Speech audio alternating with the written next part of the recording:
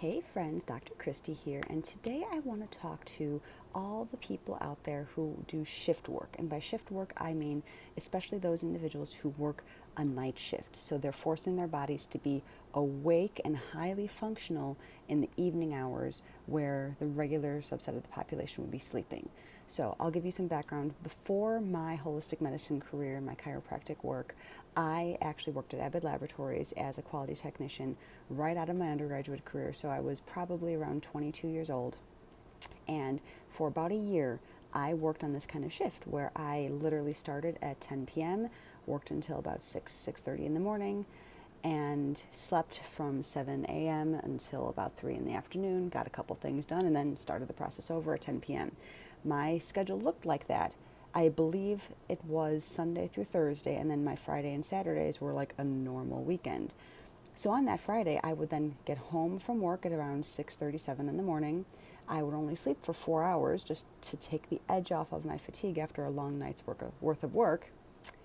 And then I would try to be functional and integrate back into humanity as if I were normal and I weren't on that kind of night shift.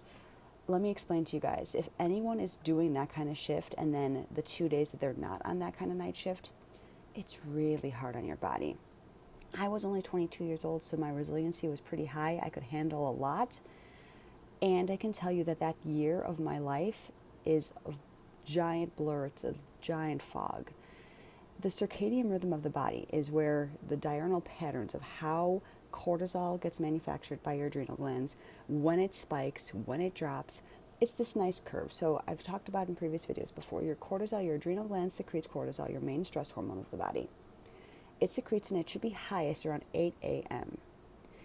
Slowly tapers through the rest of the day, lowering around its lowest point around midnight, and then it slowly creeps up through the evening in the midnight hours until it peaks around 8 a.m. so that you can wake up and start your day refreshed and full of energy. When you're doing a shift work, that curve, you're forcing that natural curve in your normal circadian rhythm to be completely reversed. And for individuals who are on that kind of shift for a long time, it really can be depleting and damaging to the adrenal glands. I see people like this in my office, and there's a lot of work that needs to be done in order to reverse that. Now, medical professionals like nurses, for instance, they tend to work like 12-hour shifts in like 3 days. I've seen this before where they work like Tuesday, Wednesday, Thursday, and they literally work from 6 p.m. till 6 a.m., 3 days in a row, and then they have 4 days where they rejoin, like I said, rejoin humanity, where they spend normal time with their friends and family. They re-mimic that normal circadian rhythm.